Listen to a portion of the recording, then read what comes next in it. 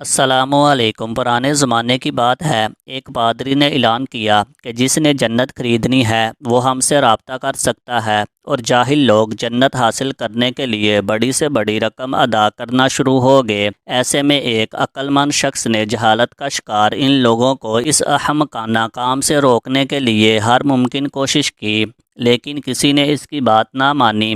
آخر ایک دن اس کے ذہن میں ایک ترکیب آئی۔ وہ گرجا گھر گیا اور جنت بیچنے والے انچارج پادری سے کہا، مجھے جہنم خریدنی ہے، کیا قیمت ہے؟ پادری حیران ہوا اور کہنے لگا، جہنم؟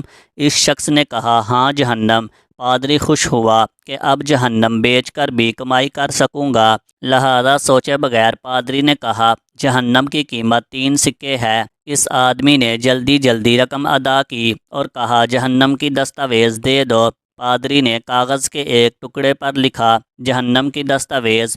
وہ شخص خوشی خوشی دستاویز اٹھا کر چرچ سے نکل آیا اور شہر کے مرکزی چوک پر کھڑا ہو کر چلانے لگا، میں نے جہنم خرید لی ہے، یہ اس کی دستاویز ہیں اور میں کسی کو بھی اس میں داخل نہیں ہونے دوں گا، لہٰذا تمہیں اب جنت خریدنے کی ضرورت نہیں، کیونکہ میں کسی کو جہنم میں نہیں جانے دوں گا۔ یہ شخص تھا سقراط، جس نے اپنے اس اقدام سے لوگوں کو ان کی لا علمی کی وجہ سے کی جانے والی حماقت سے نجات دلائی۔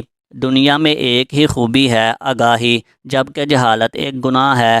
ویڈیو اچھی لگی ہو تو ویڈیو کو لائک کریں، شیئر کریں، اور مزید اچھی ویڈیو دیکھنے کے لیے میرے چینل کو سبسکرائب کریں۔